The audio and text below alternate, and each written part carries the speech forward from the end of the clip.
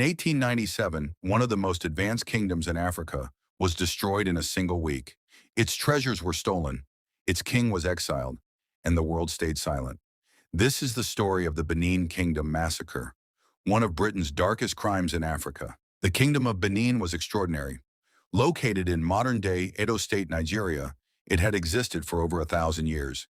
Its bronze castings were so sophisticated that when Europeans first saw them, they refused to believe Africans made them.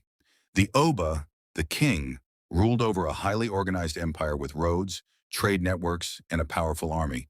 The Benin bronzes were masterpieces, detailed sculptures depicting kings, warriors, and court life, cast with a skill that rivaled anything in Europe at the time.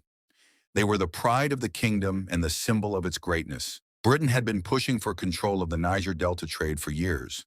The Oba of Benin, Oba Obanramwen, resisted their demands for a protectorate treaty. He was protecting his kingdom's independence and his people's way of life.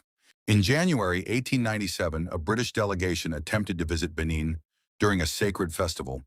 Against the Oba's specific request to wait, the delegation was ambushed. Several British officials were killed.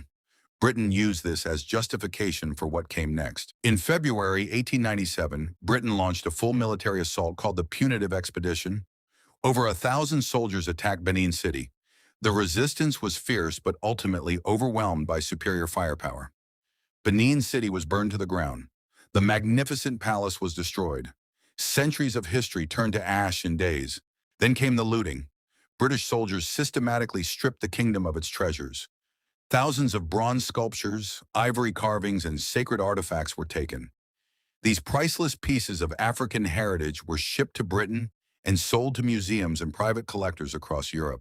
Oba Obanramwen was captured and exiled to Calabar, where he died in 1914.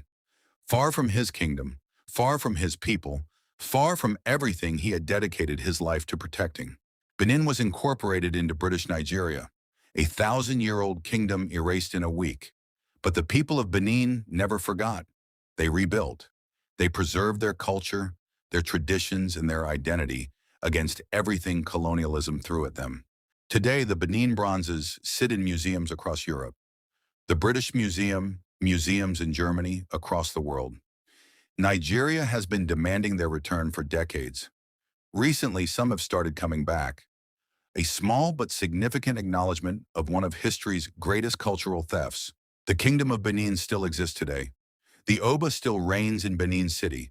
The culture survived. The people survived. And the bronzes, those that remain in Nigeria, still shine as proof that Africa's greatness cannot be stolen, melted down, or erased. Britain called it a punitive expedition. History calls it what it was, the destruction of one of Africa's greatest civilizations. If this story moved you, subscribe to Untold for more forgotten African stories every week.